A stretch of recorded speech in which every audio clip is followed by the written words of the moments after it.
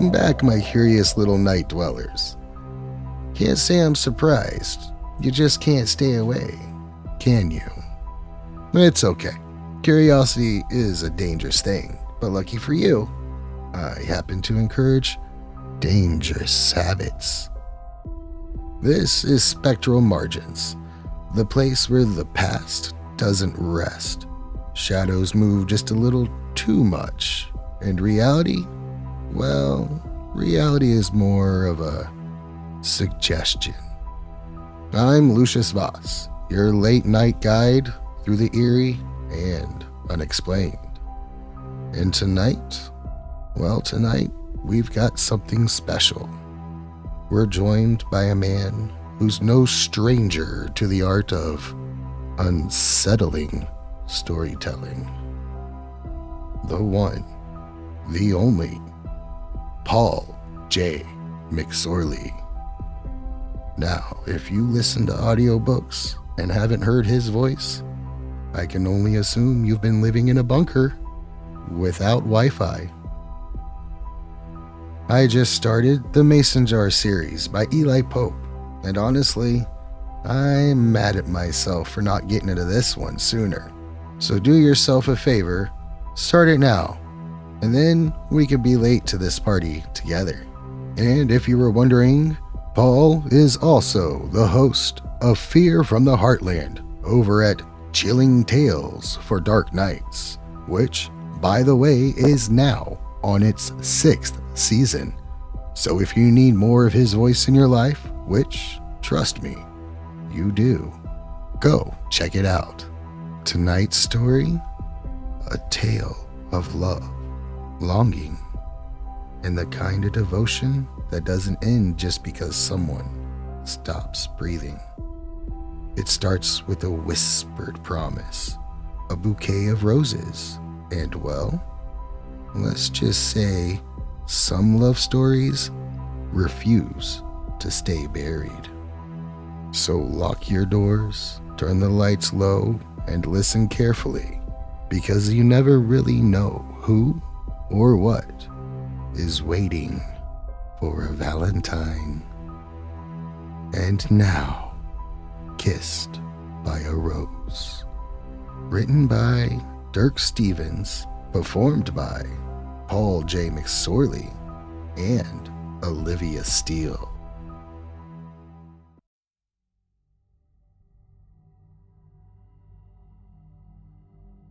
You ready? Nikki called from the kitchen. I gave my lapels a tug, tipped my top hat forward, and smiled at the pale reflection staring back at me. Yes. It had been a while since we went out for Halloween, so when Nikki suggested we do something different, I was in.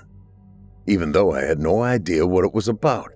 Ghosts, sure, judging by the makeup she wanted me to wear, but other than that, and the black tattered suit jacket she handed me, she was being unusually cryptic. But there's nothing I love more than a spooky mystery. So, snatching the walking stick leaned up beside the bedroom door, I gave it a twirl. You do realize I need to know where I'm going? Nope. I'm driving. Blast! I hit the light switch and, half dancing, headed down the hall. Who else is going to be at the party? Nice try, but no cigar. Double blast. Well, I'm going to find out sooner or later, so you may as well. But as I stepped into the kitchen, words failed me. There she was, wearing a black dress and bustle, a wide black hat perched on top of her head, a parasol of black lace laid over her shoulder. With her face painted white and the dark patches around each eye, I knew this was going to be an evening for the record books. Seeing me, she smiled. Well? You look like a corpse. She opened her parasol, gave it a twirl, and batted her eyelashes. What else would I be on this All Hallows Eve? Her smile faded as her brow twisted into a question mark. What do you think? Honestly? She nodded. It kinda turns me on. Smirking, she slapped my shoulder, folded her parasol, and jerked her gloved thumb toward the garage. Get in the car, lover boy. The dead only keep so long. It was already dark when we pulled out of the garage. I kept plying her with questions as she drove, and she kept rebuffing them. So I took to riddling it out.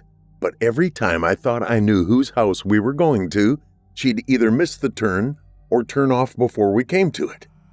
Until at last, she pursed her lips, sung, "We're here." and turned into a driveway. I peered out the window. The cemetery? I didn't expect that. It's called a ghost walk. She explained as she pulled into an empty parking spot. A whodunit with ghosts and wine. She switched off the engine, almost shaking with excitement. See, actors stand by the headstones, pretending to be the ghost of the person buried there. It's a Civil War theme, hence the costumes. We walk around, listen to the dead, and try to figure out which one did the deed. Oof. I shook my head, doing my best to keep my voice level. Sound disappointed. That sounds... She glanced over at me, brow peaked in concern, but I couldn't hold it in any longer. A smile exploded across my face. Amazing! That's like the coolest thing ever! She bobbed her head, blushing even through her makeup. Right. As soon as I heard about it, I was like, "Ooh, we are so going." I was already halfway out of the car before she finished the sentence. But Nikki? When I glanced back, she hadn't moved. I waited long enough to push my top hat down on my head, then bent over and peered inside the car to see what was keeping her. "Well?" "Sir," she said with a Victorian flourish. "I do believe a gentleman of the period would most assuredly open the door for his lady." Ah, yes. Character. Puffing out my chest, I planted my walking stick against the pavement. "My apologies, ma'am." I closed the door, strode around to her side, and after opening the door, offered her my hand. "Would you be so kind as to allow me the honor of your company this evening, madam?" Her gloved hand slid into my palm and she rose. "I shall permit it, so long as you remember that I am a lady of virtue, good sir." She withdrew her hand, opened her parasol, and laid it over her shoulder with a little spin. "I expect you to behave as a gentleman." Shutting the door behind her, I bowed low. "I shall endeavor not to disappoint, madam." "Very well. She sighed, then held out her hand once more. You may escort me." Arm in arm, we made our way down the walk to a group of other ghoulish couples who stood gathered around a yellow light on a pole. I recognized a few faces, but when I waved, Nikki elbowed me in the ribs. "No talking." Silent as the grave. Of course. I smiled and glanced out over the graveyard. Several dim green lights flickered in the distance. I assumed marking the graves of the ghosts we were meant to meet. A chill raced up my spine. Beaming, I patted Nikki's hand, kissed her temple, and dared her wrath by whispering, "This is gonna be so awesome." She pressed my hand to her lips, but didn't answer. Since talking was out, I turned my attention to the light on the pole. It was a strange thing. Not a normal light, not like a street light. No, it was an old iron lantern, hung from the top of a long walking stick, held aloft by the statue of a bearded old man, hooded and cloaked. I sniffed. He reminded me a bit of Gandalf, truth be told. The light itself shone mostly on a little table in front of him, waist-high, round, stone, and covered with ornate copper-colored coins. Without a word, Nikki slid her arm from mine, walked up to the statue, and laid 2 copper coins on the table beside the others. No sooner had she slipped her arm back underneath mine, and the statue moved. 2 copper coins to pay thy way." He waved his hand over the coins on the table and nodded. "The price is fair, I do so say, to those who come to me this day." He scraped the sidewalk with the base of his staff, face still hidden in shadow. "But trouble come and trouble be to those who fate hath gifted me. For souls I ferry beyond the pale, but restless souls pierce not the veil. Hate has claimed their wretched hearts, and sunken to their inmost parts. For centuries now they've lingered here, and all have become a force to fear. Danger lurks between the stones. Tread carefully as on ye goes. I winced at the sloppy rhyming and questionable Old English, but as I took in the tattered costumes of the others, the dim light cast over their ghostly makeup, somehow it all just fit. "Hearken to me!" the statue shouted, drawing my attention back to him as he raised his staff. He swung the lantern in a slow, sweeping arch. Behind him, a set of candelabras burst to flame, revealing a table set with wine glasses, all circled around a marble vase full of roses. "Take a glass, bring it hence, and I shall lead thee on. The dead shall speak, and thou must hear, to earn what thou hast won. Take a rose, but one per pair, and when thy choice is made, lay it there upon the grave, where the hateful one be laid." He bowed, gestured to the table, and one by one the couple silently took their roses and wine. Stiff, slow, and somber, like they were all part of some kind of zombie religious rite. I leaned over and kissed Nikki's cheek, and we took our place at the end of the line, where we could hang back and watch the others, maybe even eavesdrop on their conversations if there were any. Once everyone had their wine and rose, the statue waved his staff and hobbled down a sidewalk out into the cemetery, musing as he went. "Brother against brother, father against son. Why didst they fight?" He shook his head. "The answers are varied as they that holdeth them." Passing one of the lit graves I noticed earlier, he drew to a stop, lowered his staff, and dimmed his lantern to an ember. "Spirit!" He waved his hand toward a small green flame flickering in a bowl by the headstone. "Draw nigh and speak." "Who's calling me?" The dim green flame flared and a shape appeared, a man in a gray uniform. He stood behind the stone, partially hidden by the dark, but clear enough to see that half his face was missing. He cleared his throat and swept the gathering with his gaze, sending a wave of goosebumps rippling over my scalp. "What y'all want?" "Who art thou, spirit?" the statue called. "Why forsake thee thy eternal rest?" "Private Reginald Howe, sir." The figure snapped a salute, but then his gaze drifted out across the cemetery to the shopping center across the highway. He swallowed. "Things sure changed, huh? What's that there? Some sort of glowing sign. If that don't beat all." He blinked and seemed to come back to himself. "I was born somewhere hereabouts, I reckon. It weren't my notion to join up. Oh, I know them Yanks was up to no good sure enough, but I ain't never give it no mind. Not till they marched across Ma's corn patch and done stole our cow. I'd have killed them then, except I..." He rubbed the back of his head. "Hell, I thought killing was wrong. Sarge done set me straight on that. Killing a man ain't no different than killing a dog.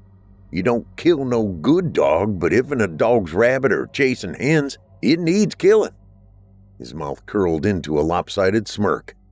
"And Yanks is a hell of a lot easier to shoot than a squirrel." Wrapping my arm around Nikki's waist, I pulled her close as the ghost went on, telling us about the struggles of a Confederate soldier and the terrors of war. I found myself struck by the nuance of the actor's account, the strange little thoughts and details, like the taste of the chanterelles he added to his ration, whether or not the girls he liked would be impressed by his uniform when he got back home.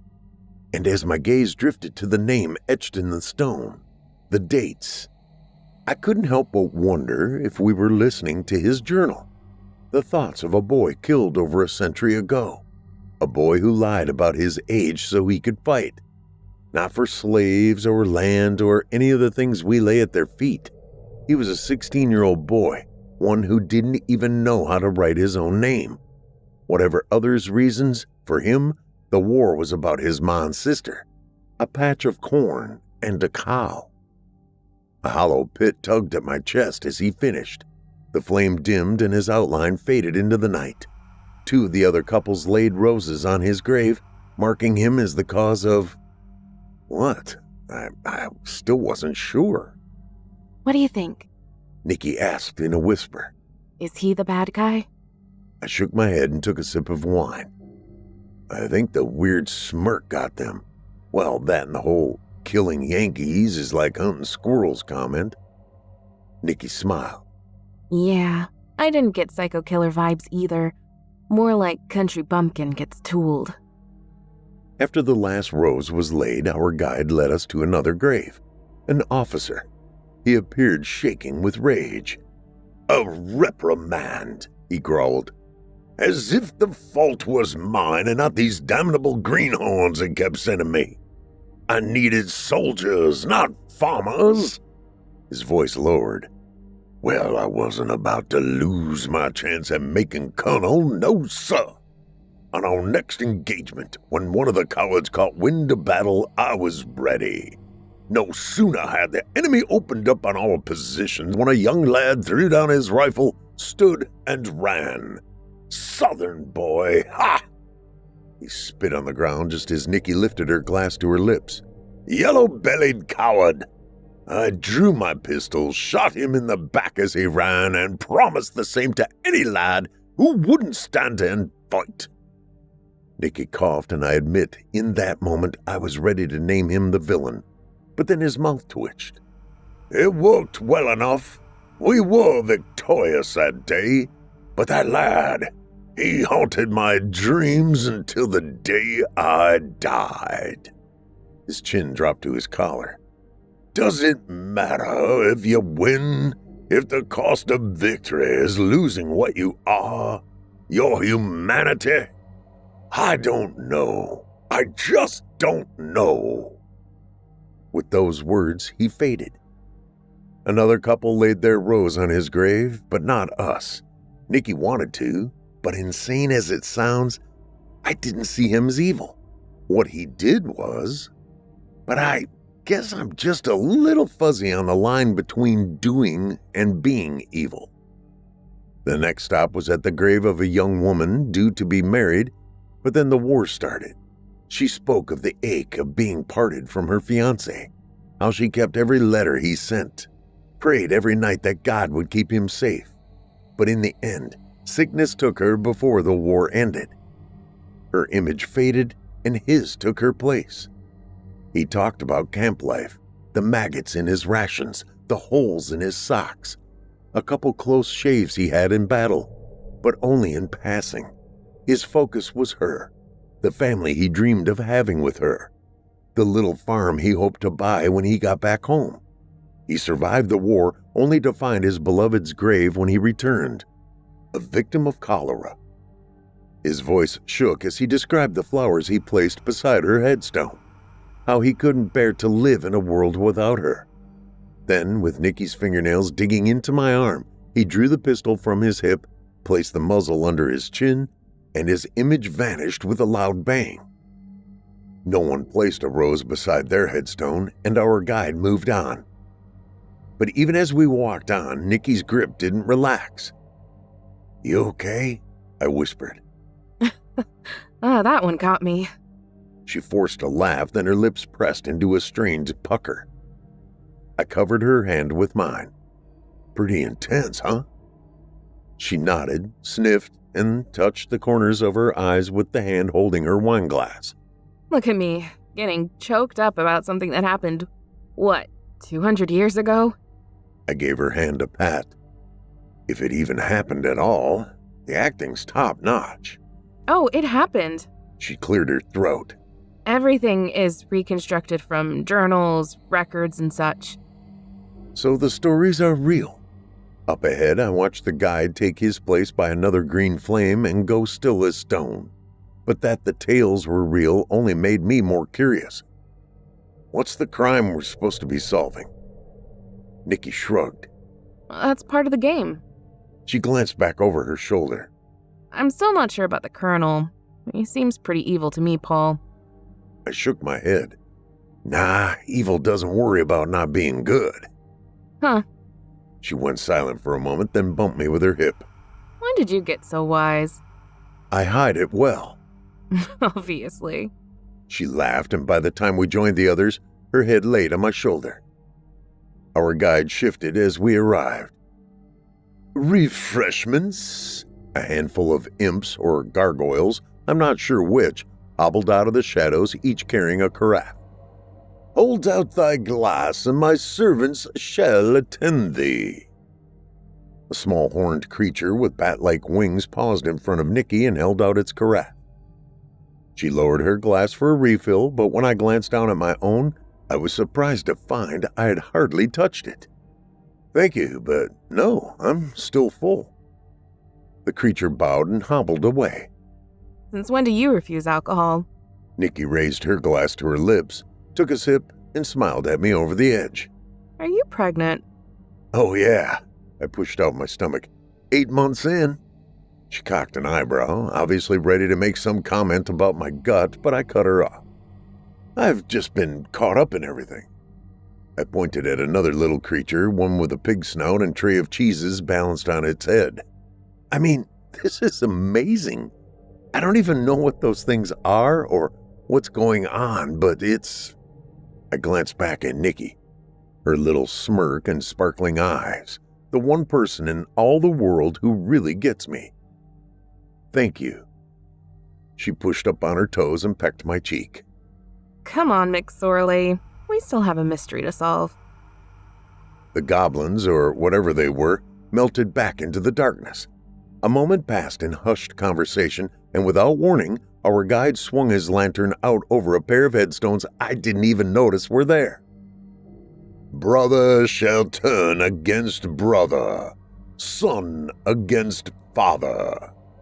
His lantern dimmed and a green spark flickered to life between the stones. The flame grew and our guide slunk virtually unnoticed around to the back of the group. Another soldier, different from the others, appeared behind one of the stones.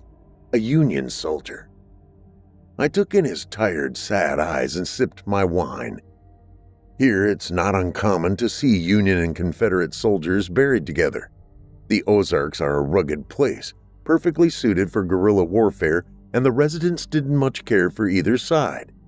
There were Union camps as well as Confederate, but the Ozarks as a whole remained a sort of no man's land.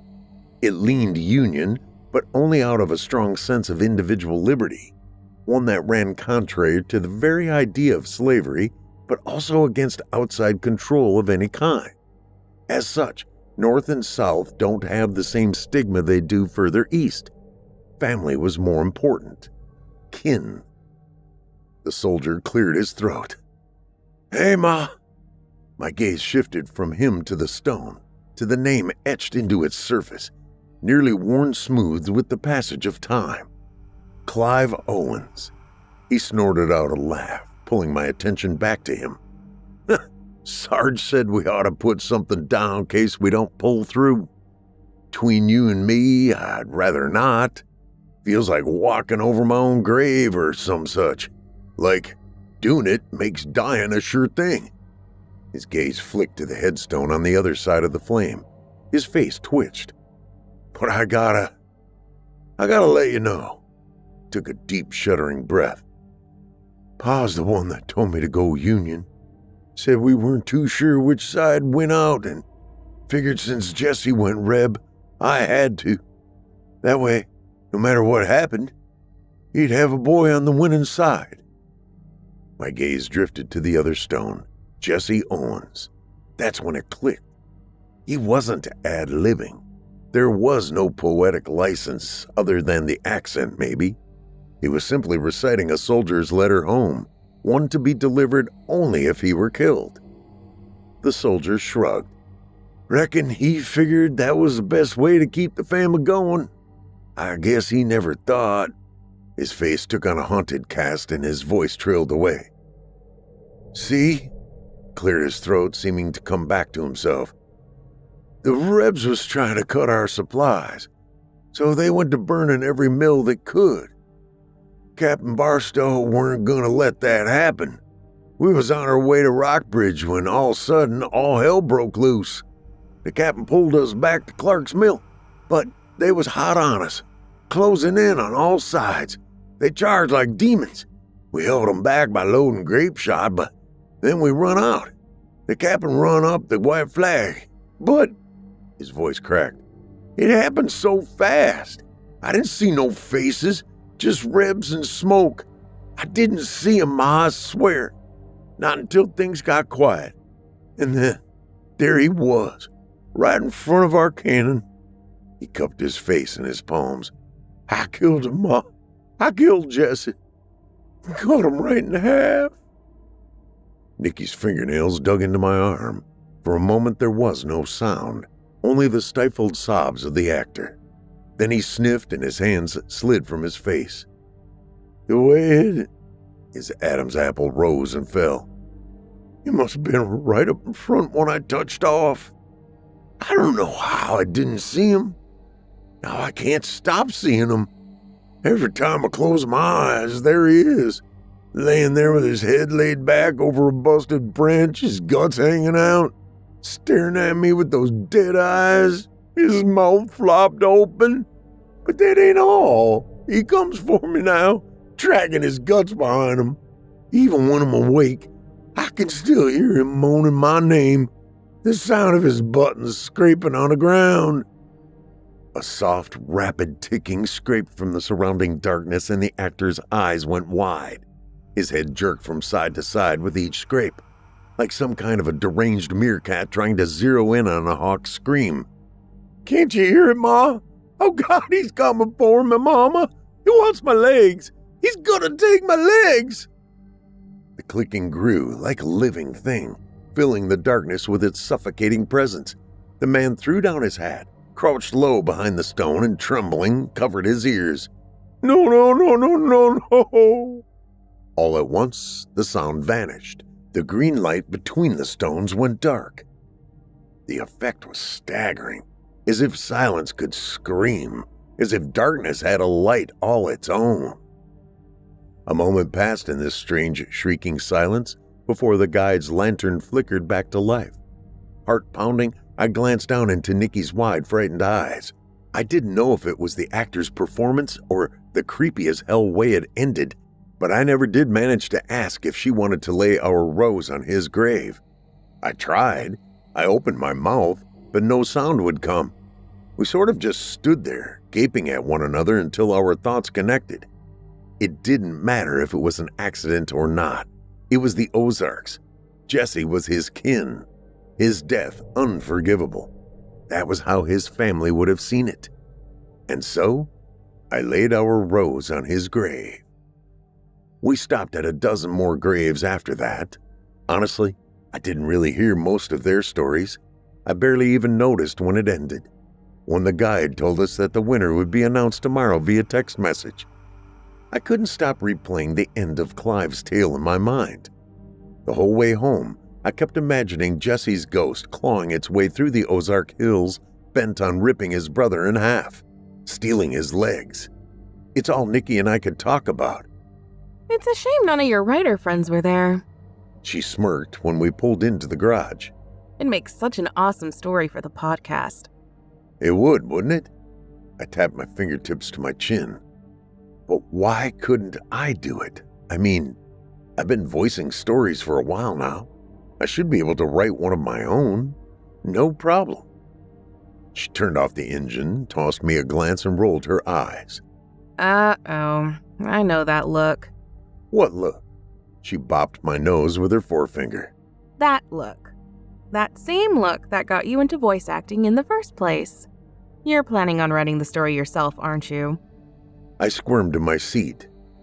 Maybe. I mean, why not? Why shouldn't I? Why not? She took her purse and slipped her keys inside. I'll tell you why not. You're already about 5 stories behind, the dishwasher's leaking, and I have to head out of town in... She glanced down at her watch. 6.5 hours. Crap, I forgot about that. Her daughter's thing. I wasn't really sure what it was. She told me about it weeks ago. but it sounded girly and I was in the middle of a story. So I tuned out the details. Is that tomorrow? It is, and you're still welcome to come. She leaned over and kissed my cheek. But, you know, it's girly, and you need to play catch-up if you're planning to stay on good terms with that new author. The last thing you need right now is a new project. I pulled my bottom lip between my teeth. Right, that novel. But I had a week before our next meeting. I could put in a couple long days and make time to write. I mean, I already had a title, Severed Bonds. Nikki smirked, but despite the good advice, she didn't press. That's what's great about her. She's my mulligan. She knew I wasn't about to let this go or leave a client hanging. She just did what she always does, reminded me of my responsibilities, gave me space to make my own choices, and let it drop. Even the following morning, when I kissed her goodbye, there was no mention of what I should or need to do. Only the usual, love you, drive safe, and have a great time. But I'm not always worthy of such faith. I watched her drive away, turn the corner, and vanish behind a hedge. Then, like any other red-blooded American man, I headed into my recording studio, shut the door, and started working on my story idea. My fingers itched while I watched the Windows icon linger in the center of the screen as I entered my password and leaned back in my chair to wait for Word to boot up. Now, where to start? I thought back to some of my favorite stories from the podcast, how they started, but there didn't seem to be any particular formula. Some jumped right into the action. Some eased into it. Just a matter of preference, I supposed. My knuckles drummed against the top of the desk. God, I love that crawling corpse vengeance thing. But I didn't want to copy Jesse's tale. No, it needed to be original. Like maybe they were fighting over a girl. One heads over to her place to... hell, I don't know. Give her a rose? Profess his undying love or whatever. He sees his brother's truck parked in her driveway.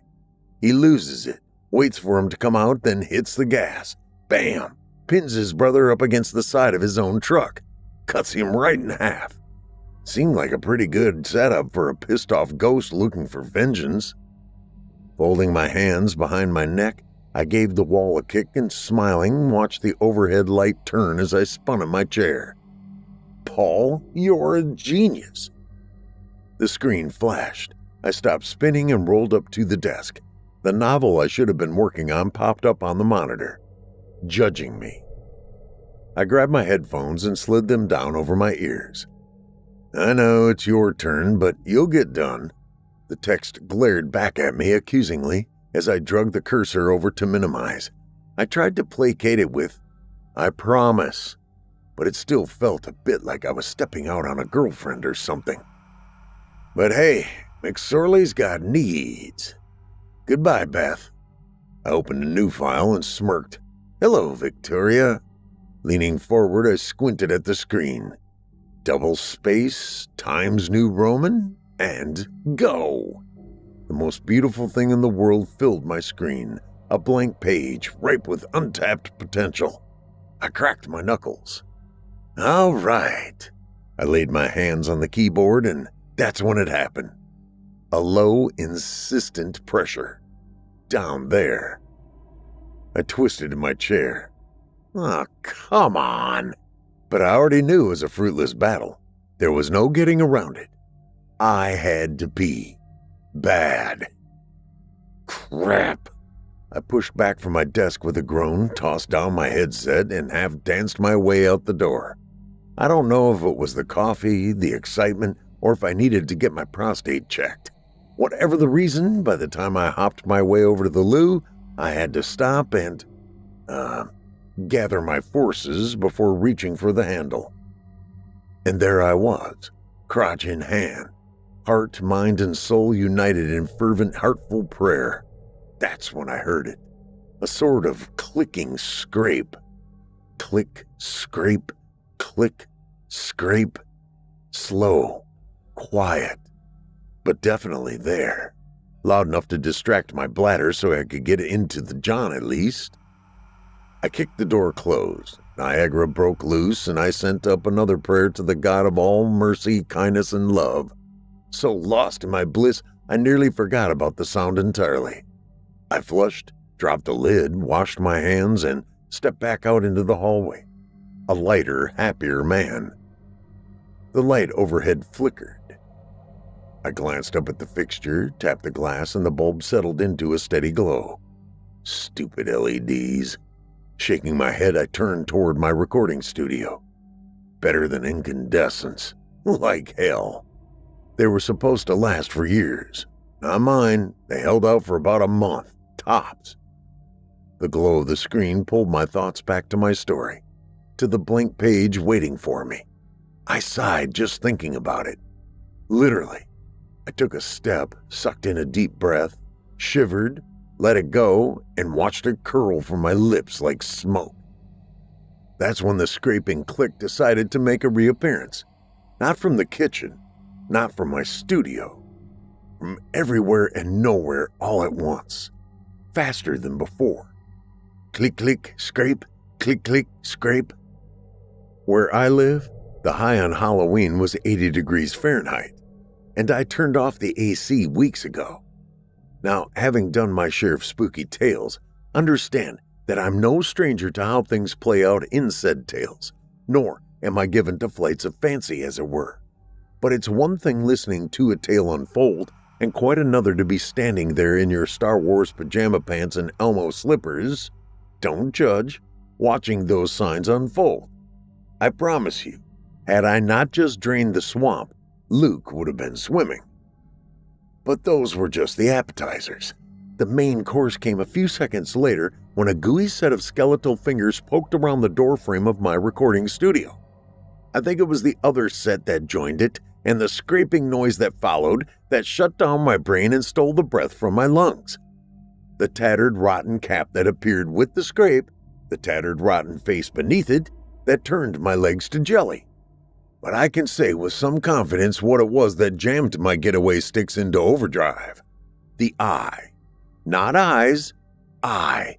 The single, perfect, piercing blue eye that stared up at me from that mass of rotten flesh and bone. The unimaginable hatred that eye held when its gaze fell on me. The clicking of the brass buttons on the corpse's sleeve when its arm hit the hardwood floor in the hall when it pulled itself through the door. A torso without legs. I didn't speak, didn't think. I ran right into the kitchen, and that's where traction failed me, where my long silent slippers found their voice, as I charged past the table and turned toward the garage, when my foot slipped, when I glanced back at the corpse's hand only inches from my heel. That's when Elmo shrieked, "Let's play a game!" 4 words that sent lightning up my spine. I grabbed the edge of the table, jerked my foot out of the corpse's reach, and heaved myself at the garage door. But with the corpse right behind, there was no time to stop and open it, only to slap the lever on the deadbolt and make another loop around the table. The clicking of the corpse's cuffs at my heels. Elmo's high, piercing laugh screaming, "Ha ha ha ha! Faster!" On the next loop, I managed to pull the door open, but only a crack. It wasn't until I made 3 more circuits that I was able to slip through. I caught the doorknob as I bolted past. The corpse caught the edge, but with no legs to brace it, it didn't offer much of a struggle. I slammed its fingers in the door and it let go. And there I was, flopped down on my butt, face buried in my palms, back pressed against the door, panting, muttering to myself in broken bits of barely connected thought. "Oh, I'm crazy. I need medication. I gotta find a therapist, a really good one."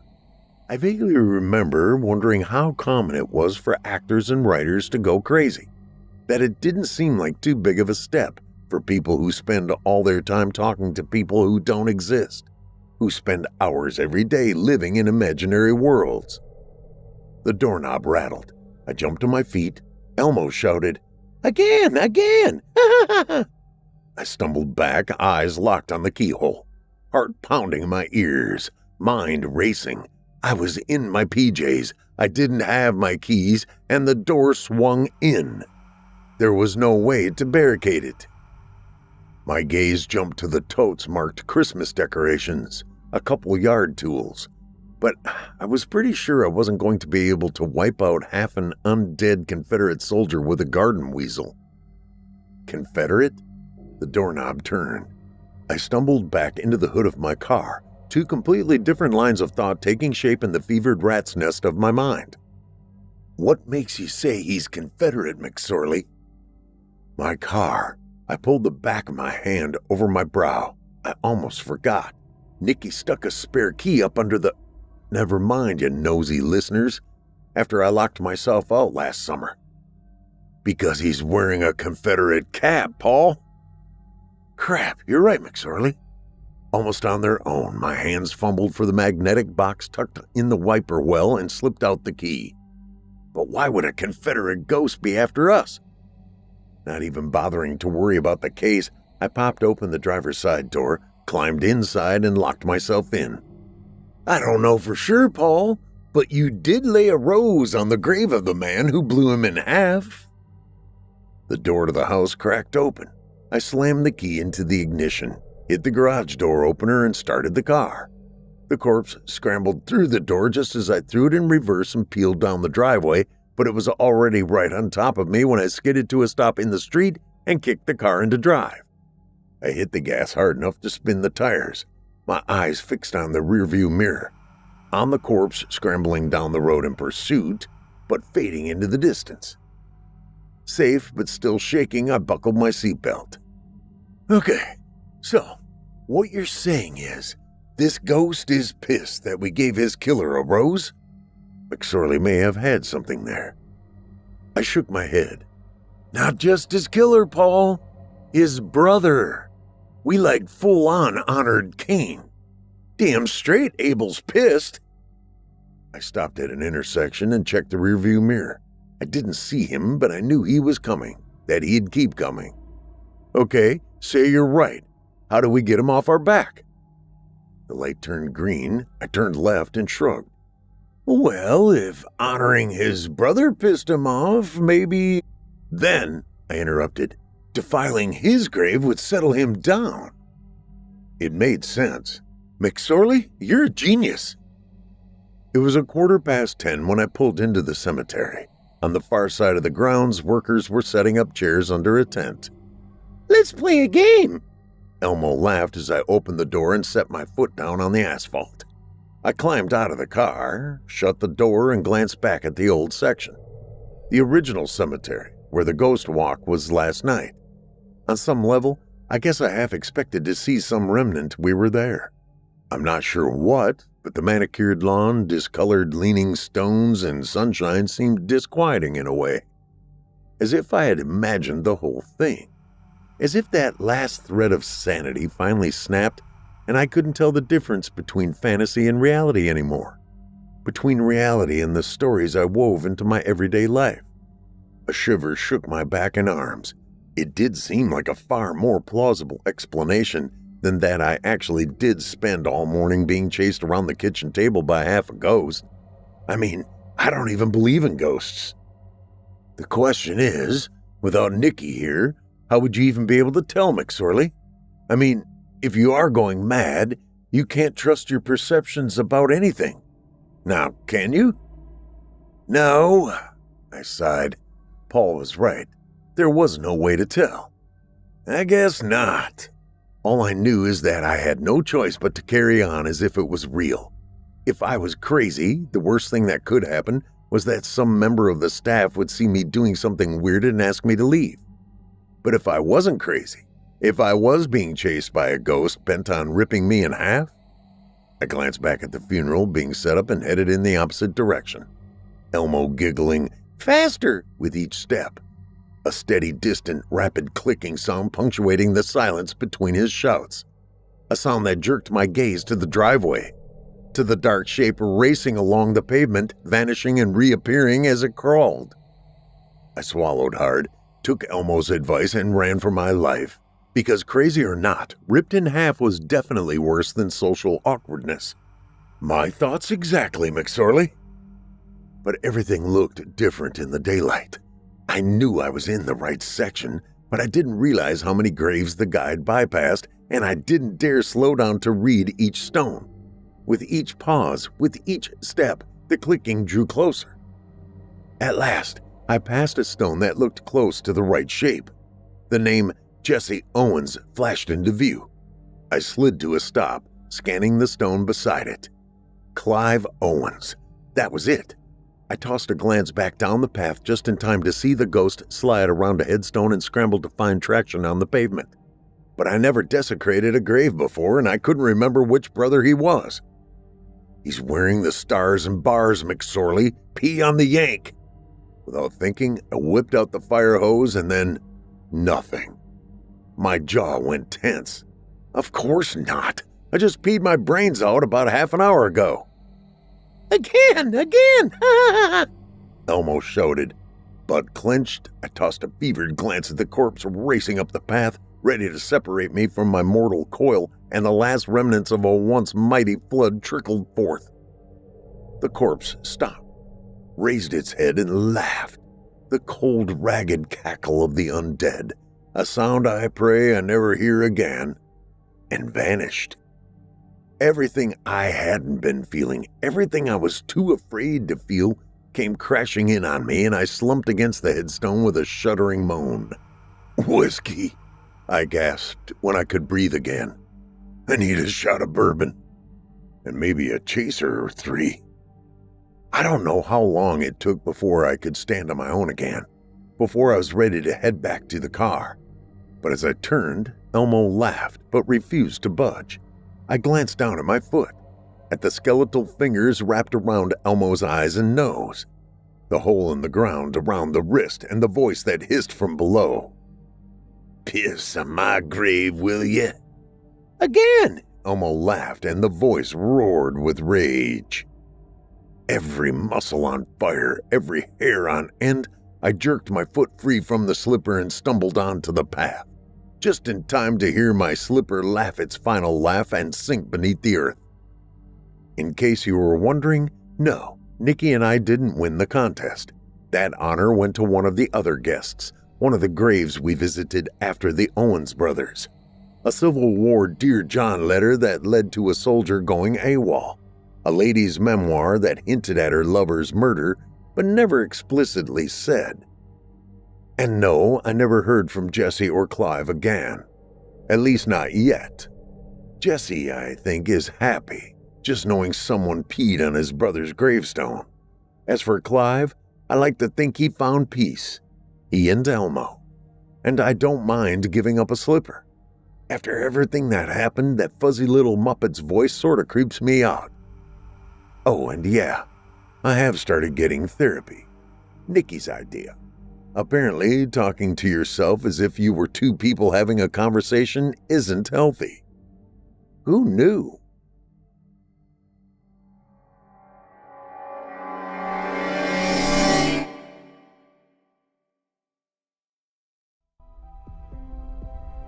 And that was Kissed by a Rose.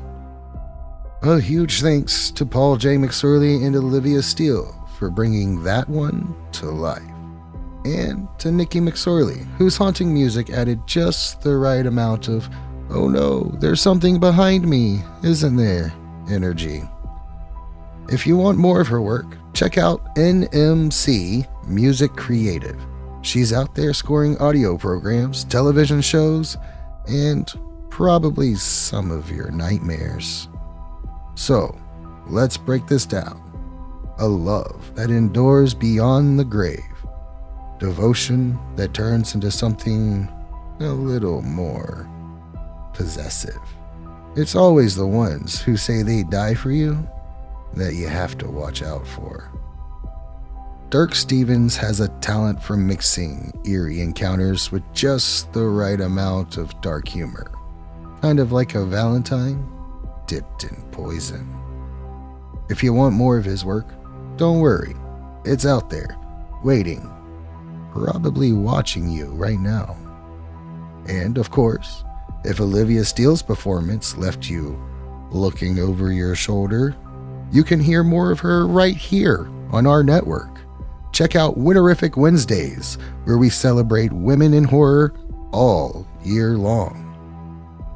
Tonight, we walked the line between love and obsession, crossed into the kind of devotion that lingers, and got a very clear reminder that some hearts never stop beating, even when they should. If you enjoyed tonight's episode, like, share, subscribe, and drop a comment. Maybe tell me about the creepiest Valentine you ever received. Or, if you'd rather pretend none of this ever happened, just say, "Hey Lucius, thanks for the emotional damage." I appreciate all forms of feedback. And, since it's the season of romance, I should confess something. A little secret between us, dear listeners. There's someone who's been haunting my mind lately. Someone with a voice like velvet, and a way with words that make my spectral heart beat just a little faster. Or even at all. That's right. N.M. Brown of Sinister Somnolence Network. I mean, have you heard her? That voice, that presence. It's enough to make even a ghost blush. So, N.M., if you're out there listening, consider this my Valentine, or at least a very public form of admiration. Until next Tuesday, I'm Lucius Voss. Keep your lights low, keep your ears open, and if something whispers your name in the dark, well, maybe it's love, or maybe it's something else entirely. Good night.